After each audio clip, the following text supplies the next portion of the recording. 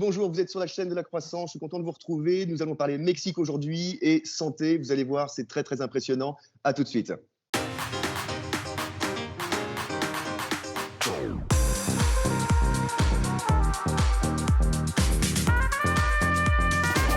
Chers amis, nous sommes avec Sandrine Duprier, la directrice générale du groupe Expanscience au Mexique. Bonjour Sandrine. Merci beaucoup de l'invitation. Ravi de pouvoir parler avec toi d'Expanscience, notre expérience ici au Mexique, surtout dans une période qui n'est pas terriblement facile pour le moment.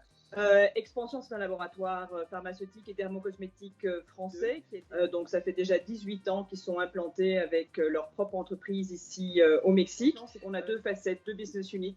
La partie dermocosmétique qui est archi super connue avec Mustela, évidemment. Et l'autre partie qui est moins connue, c'est la partie mobilité. Donc c'est la rhumatologie. Et maintenant, plus de 70% de son chiffre d'affaires est fait à l'international. Quel est l'impact très concrètement, Sandrine, pour toi et pour ton équipe de cette crise? Évidemment, ça nous a demandé de nous réorganiser, ce qu'on a pu faire de façon progressive, en développant des plans d'action avec les équipes marketing, les équipes commerciales, les équipes logistiques. On a toujours eu une approche qui était beaucoup plus personnalisée, d'échanger avec les médecins en leur apportant de l'information, en apportant une valeur ajoutée. Nous, ce qu'on a développé énormément aussi, et ça c'est quelque chose qui me tient énormément à cœur, c'est le côté éducatif. Donc avec notre force de vente, on travaille tout le temps la formation. Les messages qu'on a eus aussi au niveau du siège, qu'on a pu partager avec les employés étaient vraiment adéquats.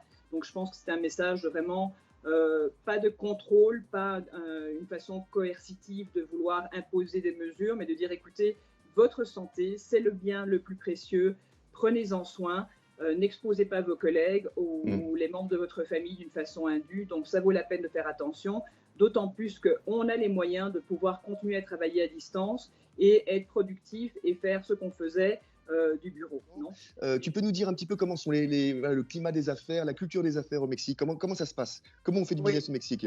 Le Mexique est un pays qui est fascinant. On parle de 124 millions d'habitants, donc une population qui, n'importe qui écoute le chiffre, dit « Ah voilà, un marché fantastique ». C'est là qu'il faut mettre un bémol et penser que 80% de la population est une population qui n'est pas très riche, qui gagne moins de 1 000 $ par mois. Donc évidemment, ce n'est pas eux qui vont acheter les produits haut de gamme que la France peut leur offrir. Par contre, le 20% top, évidemment, ça c'est une très belle clientèle.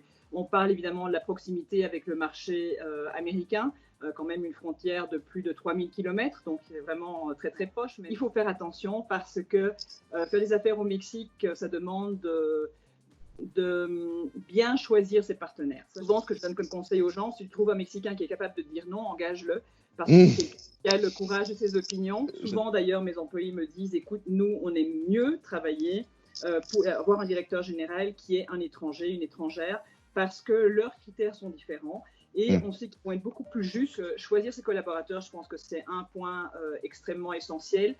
Pour une compagnie qui souhaite commencer à faire des affaires au Mexique, je pense valider le marché, c'est un point extrêmement important. Donc, probablement commencer par faire affaire avec une compagnie française déjà établie au Mexique pour justement voir est-ce que les produits ont un bon débouché, comment le positionner, comment faire la promotion. J'étais très heureux d'échanger avec toi. Merci pour ton éclairage, ce partage d'expérience et tes bonnes pratiques. Chers amis, on se retrouve très bientôt avec des nouvelles aventures sur la chaîne de la croissance. À bientôt.